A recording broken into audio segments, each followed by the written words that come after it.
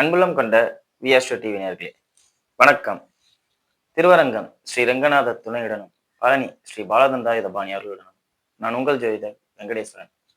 இப்ப நம்ம எதை பத்தி பார்க்க போறோம்னா ஜூலை மாத பலன்களை பத்தி பார்க்க போறோம். பலன்களை பத்தி பார்க்கறதுக்கு முன்னாடி எந்தெந்த கிரகங்கள் எங்கெங்க இருக்கு, எப்பப்ப பயிற்சி ஆகுது அப்படிங்கிறத ஃபர்ஸ்ட் பார்ப்போம். சூரிய பகவானானவர் மிதுனத்திலிருந்து கடகத்துக்கு ஜூலை 17ஆம் தேதிக்கு பின் மாறுறார். செவ்வாய் பகவானானவர் ரிஷபத்திலே அப்படியே இருக்கார். ஆகஸ்ட் 1ஆம் தேதி எங்க மாறுறாரு, மிதுனத்துக்கு மாறுறாரு. அப்ப ஆகஸ்ட்ங்கும் போது அடுத்த மாத பலன்கள்ல போயிடலாம். சரிங்களா? அதே மாதிரி புதன் பகவானானவர் ஜூலை 2ஆம் தேதி வக்ரமாயி கடகத்துல இருந்து வக்ரமாயி மிதுனத்துக்கு போறார். எப்ப?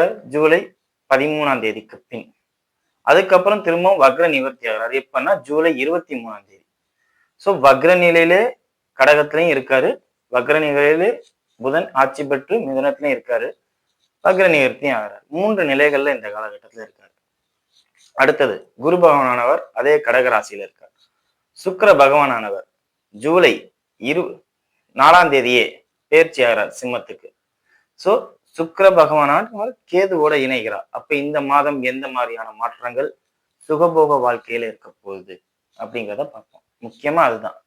சனி பகவானானவர் எப்பவும் போல மீனத்திலையும், ராகு பகவானானவர் கும்பத்திலையும், கேது பகவானானவர் சிம்மத்திலையும் இருக்கார். இது இந்த காலகட்டத்துல இந்த ஜூலை மாதத்துல இருக்கக்கூடிய கிரக சஞ்சாரங்கள். இதனால பொதுவா என்ன நடக்கும் அப்படின்னு பார்த்தா, வாகனங்கள்ல இப்ப நம்ம கூட பார்த்தோம், போக்குவரத்துல நிறைய கொண்டு வந்திருக்காங்க தமிழக அரசு அப்படிங்கிற மாதிரி நிறைய பார்த்தோம். அதிலே ஏதாவது குறை ஏற்படும். அந்த குறை வெளியில வரும். ஜூலை 4க்கு அப்புறம் இதெல்லாம் பார்ப்பீங்க. காது கொடுத்து கேட்கலாம். நியூஸ்லயே நம்மலாம் பார்க்கலாம். வாகனங்கள்ல இந்த மாதிரி நடந்துச்சு, ஃப்ராட் நடந்திருக்கு, ஏமாத்திட்டாங்க, ஓட்ட வாகனத்தை பழைய வாகனத்தை மறுசீர் பண்ணி கொண்டு வந்துட்டாங்க. வேணா சுக்கிரன் கேதுவோட இணையுது. அப்ப பழச புதுசு மாதிரி பெயிண்ட் அடிச்சு கொண்டு வந்தாங்க அப்படிங்கிற மாதிரி தான் இருக்குமே ஒழிய எதுவுமே புதுசா இருக்காது. அந்த மாதிரி உள்ள அமைப்புகள் வாகன ரீதியா இது நடக்கும். அதே மாதிரி கோல்டு ரிலேட்டடா, ஜுவல்ஸ் ரிலேட்டடா உள்ள விஷயங்கள் நிறைய பாதிக்கப்படும். குறிப்பா இந்த துணி சம்பந்தப்பட்ட இடங்கள் வேலையாய் இருக்கும்ல, ஆடம்பரமா காமிக்கிற விஷயங்கள்லாம் அரசாங்கம் இந்த நேரத்துல எதிராக செயல்படும். அவங்களுக்கு எந்த ஸ்கீமும் கிடைக்காது அப்படிங்கிற மாதிரி கொண்டு வருவாங்க அப்படிங்கிறத சொல்லலாம். இது பொதுவா பிசினஸ் ரிலேட்டடா. இப்ப 12 ராசிகளுக்கும் எப்படி இருக்கும் அப்படிங்கிறத வாங்க பார்ப்போம். மேச ராசி என்பர்கள் ராசியாதிபதி ராசிக்கு 2ஆம் இடத்தில் சஞ்சாரம். அதோட ராசிக்கு 8ஆம் அதிபதினு சொல்லக்கூடிய செவ்வாய் பகவான் ராசியை நேரடியா தொடர்பு கொள்றார் அப்படிங்கறதுதான் பார்க்கணும். இந்த அமைப்பு எந்த மாதிரியான மாற்றங்களை கொடுக்கும்னா, அதிகப்படியான பயணத்தை கொடுக்கும். இது சுபத்துவமா இயங்கணும்னா, பாசிட்டிவா இயங்கணும்னா அதிகப்படியான பயணத்தை கொடுக்கும் அப்படிங்கிறது தான் சொல்லலாம். ஏன்னா 8ஆம் இடங்கிறது ஒரு நிலையான இடத்துல இல்ல. இங்க இருந்து அங்கே தவறாரு, அங்க இருந்து இங்க தவறாரு, இங்க இருந்து அங்கிட்டு போறாரு அப்படிங்கிற ஒரு தன்மையை கொடுக்கும். சோ ஒரு சிம்பிளான வாழ்க்கையை வாழ்றவர், ஒரு 4 செவத்துக்குள்ள ஒரு சேர் போட்டு வாழ்றவருக்கு அதிகப்படியான பயணங்கள் ஏற்படும் அப்படிங்கிறத சொல்லலாம். அப்படி இல்லைன்னா கட்டடம் சம்பந்தப்பட்ட அமைப்புகள்ல நிறைய இழப்பீடுகள் நடக்கும். கட்டடம் கட்டிக்கிட்டு இருப்பீங்க, உங்கள்கிட்ட வேலை பார்க்குறவங்களே உங்களை ஏமாத்திக்கிட்டு இருக்காங்க அப்படிங்கிற மாதிரி இருக்கும். பூமி சம்பந்தப்பட்ட அமைப்புகளை இந்த காலகட்டத்துல அவசரப்பட்டு தொற்ற வேண்டாம், அவசர முடிவுகள் எடுக்க வேண்டாம். இப்ப இடம் விற்கிறதா இருக்கட்டும், வாங்குறதா இருக்கட்டும், எதா இருந்தாலும் கொஞ்சம் நிதானமா போறது நல்லது. காரணம் என்ன? இது உங்களுக்கு சாதகமான நேரம் இல்லை. வேகமா பண்றேங்கிற பேர்ல, இப்போ ஒண்ணும் இல்லை, உங்க பேர்ல ஒரு லேண்ட் ரெஜிஸ்டர் பண்றேங்கிற பேர்ல, வேகமா அவசர அவசரமா பண்றேங்கிற பேர்ல அந்த ஏடி வில்லங்கம் இருக்கிற இடத்துல போய் மாட்டிக்குவீங்க. இல்ல நான் இடத்த விற்கிறேங்கிற பேர்ல ஏதாவது ஏடி குட்டியா பணம் கம்மியா வர்ற மாதிரி உள்ள விஷயங்கள் நடக்கும் அப்படிங்கிறத சொல்லலாம். இதெல்லாம் நீங்க கொஞ்சம் கவனத்துல எடுத்துக்கொள்ள வேண்டிய அமைப்பு. சூரிய பகவானானவர் உங்களுக்கு இந்த காலகட்டத்துல தந்தையின் அமைப்புல கொஞ்சம் பாதிப்பை தருவார். என்னன்னு சொல்ல போனா, தந்தை கிட்ட நீங்க தான் பெரிய ஆளு அப்படிங்கிறத வாக்குவாதம் பண்ணிக்குவீங்க. அவர் அதாவது தந்தை மன உளைச்சல் ஆகுறதுக்கு நீங்க காரணமாவீங்க அப்படிங்கிறதையும் சொல்லலாம். சரிங்களா? மற்றபடி எந்த பாதிப்பும் பெரிய லெவல்ல இருக்காது. அதிகப்படியான செலவுகள் குழந்தைகள் விஷயத்துல நடக்கும். மருத்துவ செலவுகளா கூட இருக்கலாம் சமயத்துல. காதல் விவகாரங்களால் மன உளைச்சலுக்கு உள்ளாவீங்க. காரணம் என்ன? 5ஆம் இடத்தில் இருக்கும் கேது பகவான் இந்த காலகட்டத்துல உங்களுக்கு ரொம்ப எதிர்மறையா இருக்கும். நிறைய லவ் ஃபெயிலியர்ஸ் இந்த காலகட்டத்துல மேசராசியில இருப்பாங்க. ஸோ அதையெல்லாம் பத்தி சிந்தனை பண்றதுக்கு நேரம் உங்களுக்கு இல்லைன்னு நினைச்சிட்டு போங்க, மூவ் ஆன் ஆகுங்க. ஏன்னா 5ஆம் இடத்துல கேதுவும் சூரிய பகவானானவர் 5ஆம் இடத்துக்கு 12ஆம் இடமான கடகத்துல சஞ்சரிக்கும் போதுலையும் இந்த மாதிரி நிகழ்வுகள்லாம் சாதாரணம் நினைச்சிட்டு போறது நல்லது. சரிங்களா? குரு பகவான் முழுக்க முழுக்க சாதகமா இருக்கார் தொழில்துறையில. ஸோ தொழில்துறையில உங்களுக்கு கௌரவமும் அங்கீகாரமும் நிச்சயம் கிடைக்கும்.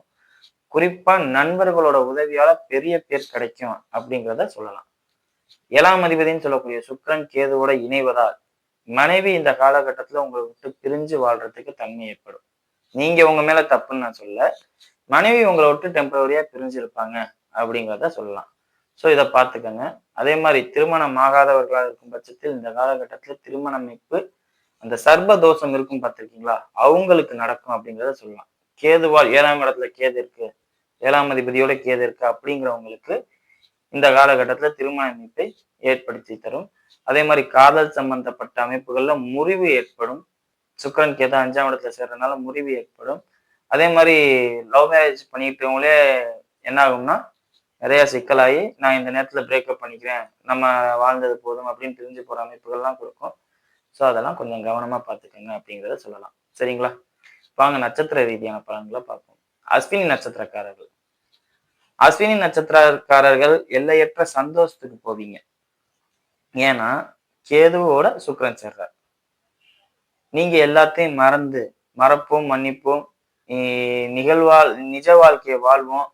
இப்ப என்ன என்கிட்ட இருக்கு அப்படின்னு, அதாவது இந்த சினிமால எல்லாம் பண்ணுவாங்கல்ல, நேத்து நடந்தது நேத்தாச்சு, நாளைக்கு நடக்க போற நாளைக்கு ஆச்சு, இன்னைக்கு இந்த நிமிஷம் எப்படி இருக்க, அதுதான் நமக்கு தேவை அப்படிங்கிற ஒரு டைலாக், அதுக்கேத்தாப்புல வாழ்வீங்க.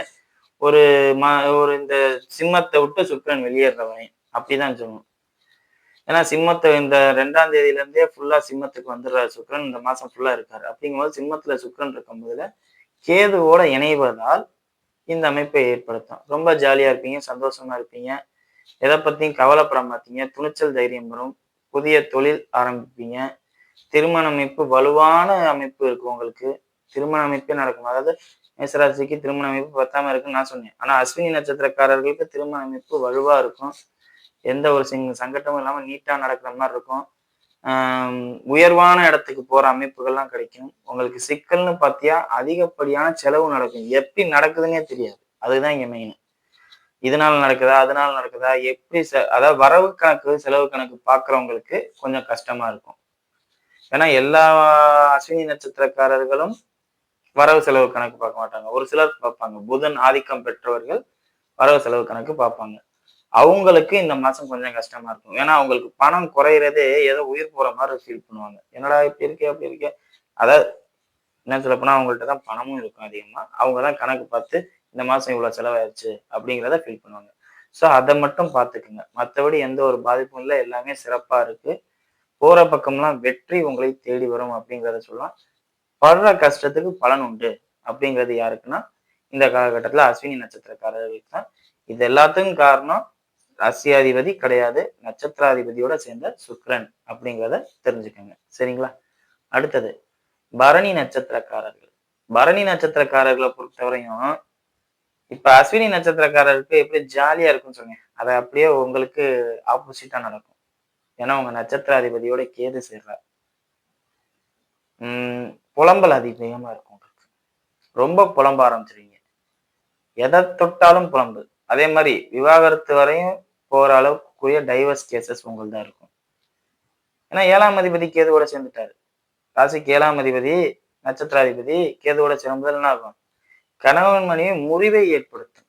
அங்கே பிரிஞ்சவங்க கூட சேருவாங்க. அஸ்வினி நட்சத்திரத்துல பரணி நட்சத்திரத்துல சேர்ந்திருக்கவங்க கூட பிரிஞ்சு போவாங்க. லவ் ஃபெயிலியர்லாம் நீங்க தான்.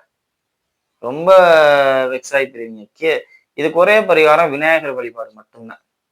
விநாயகர் வழிபாடு, மாரியம்மன் கோயில்ல போய் சாமி கும்பிட்டு வர்றது, இந்த மாதிரி அமைப்புகள்லாம் உங்களுக்கு பலன் கிடைக்கும். பாதிப்புகளை நிகழ்த்தாது அப்படிங்கிறத சொல்லலாம். பிளஸ்ன்னு பார்த்தா நிறைய விஷயங்கள் இருக்கு. எந்தெந்த வகைன்னு பார்த்தா உங்களோட தொழில்ல வேலை பார்க்குற இடத்துல நண்பர்கள் உதவி கிடைக்கிறது. அதே மாதிரி புதிய வீடு அமைப்புகள் கட்டிக்கிட்டு இருக்கிறவங்களா இருந்தா அவங்களுக்கு வேலைக்காரங்க சப்போர்ட்டிவா இருப்பாங்க, மைனஸா இருக்க மாட்டாங்க. ஃபுல் சப்போர்ட்டிவாகவும் நான் உங்க முதலாளி இப்படி பண்ணா உங்களுக்கு லாபமா இருக்குமே அப்படின்னு சொல்றவங்களா இருப்பாங்க. புதிய ஐடியாஸ் நிறைய கிடைக்கும். அதாவது ஒரு பொருள் சம்பந்தப்பட்ட அமைப்புகள்ல எல்லாமே ஐடியாஸும் சீக்கிரம் கிடைக்கும். வருமானமும் அதிகம் உண்டு அப்படிங்கிறத சொல்லலாம். சரிங்களா? ஆனா பொருள் அல்லாது மத்தபடி உறவுகள், சொந்தங்கள் அப்படிங்கிற விஷயத்துல மனக்கசப்பு ஏற்பட்டு போயிரும் பரணி நட்சத்திரக்காரர்களுக்கு. அதுவும் குறிப்பா மனைவி விஷயத்துல பிரிவினை ஏற்படுத்தும் அப்படிங்கிறத சொல்லலாம். இது இப்படியும் எடுத்துக்கலாம். குழந்தை இல்லாதவர்களுக்கு குழந்தை பாக்கியம் கொடுத்து கணவன் மனைவி பிரிஞ்சு இருக்கிறது. இல்ல 2வது குழந்தை அமையிறது, 3வது குழந்தை அமையிறது. அதனால நான் எங்க மாமியார் வீட்டுல விட்டுட்டேன் கொண்டு போய் அப்படிங்கிற அமைப்பு. இதுவும் ஒரு வகையான பிரிவினை தான். ஏன்னா குரு உச்சமா இருக்கிறதுனால இந்த பலன் உங்களுக்கு கிடைக்க வாய்ப்பு அதிகம் அப்படிங்கிறத சொல்லலாம். சரிங்களா? அடுத்தது கார்த்திகை நட்சத்திரக்காரர்கள். கார்த்திகை நட்சத்திரக்காரர்களை பொறுத்தவரை திருமண அமைப்பு ரொம்ப ரொம்ப கவனமா பார்த்துக்கணும். 7ஆம் அதிபதி சுக்கிரன் கேதுவோட சிம்மத்துல அமர்வது. அதாவது உங்களோட பொறுமையற்ற தன்மையினாலே எல்லாமே நடக்கிறது. வெட்டி விட்டு போறதும்பாங்கல்ல அந்த அமைப்பு. எல்லாம் உங்களுக்கு தெரியுங்கிற அமைப்பு. நான் தான் இந்த உலகத்திலே பெரிய இது யதார்த்தம். சூரியன் இப்போ இன்னும் கொஞ்ச நாள்ல குருவோட சேர போறார். ஆடி மாசம் பிறந்துச்சு, அதாவது ஜூலை 17 வந்துருச்சுனாவே ஆடி. அப்படிங்கும்போது சூரியன் குருவோட சேர்ந்துறாரு. அப்ப எல்லாமே எனக்கு தெரியும். ராசியில சுக்கிரன், அதாவது ராசியிலங்க நட்சத்திராதிபதியோட ராசி சிம்மத்துல சுக்கிரன் கேது. சர்வசாதாரணமா எல்லாத்தையும் கட் பண்ணிட்டு போவீங்க. வேண்டாம் எனக்கு எதுக்கு, நான் என்ன அவ்வளவு சீப்பா போயிட்டேனா அப்படி இப்படிங்கிற ஈகோயிஸ்டிக்காலே நிறைய இதை விட்டுருவீங்க. அந்த குருவோட சேரும்போது சூரியனோட ஈகோ ரொம்ப பெருசா போகும். குரு அஸ்தமனமும் ஆகும். குழந்தைகள் விஷயத்துலதான் ரொம்ப ரொம்ப கவனமா இருக்கணும். ஏன்னா 5க்கு 12ஆம் இடம்னு சொல்லக்கூடிய கடகத்துல சூரியன் உட்கார்றாரு. குரு குழந்தை காரகம் அப்படின்னு சொல்லக்கூடிய குரு அஸ்தமனம் ஆகுது. தந்தை குழந்தை 2 பேரையுமே கவனமா பார்த்துக்கணும். ஒண்ணு தந்தைக்கு ஏதாவது தலையில அடிபடும், இல்ல குழந்தைகளுக்கு ஏதாவது பாதங்கள் சம்பந்தப்பட்ட இடத்துல அடிபடும்.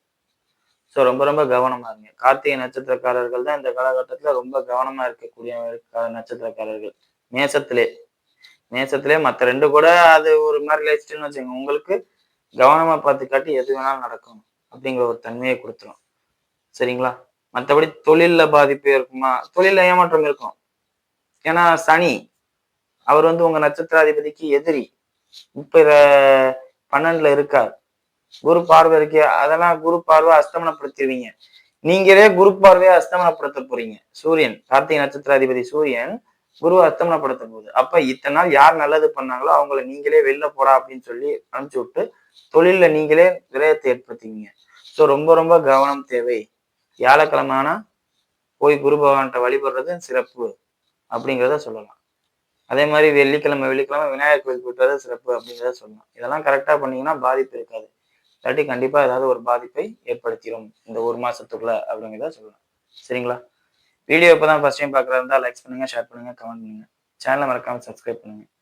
எதுவும் ஜோதிடார்த்தனைக்கு கீழே உள்ள நம்பருக்கு கால் பண்ணுங்க. நன்றி.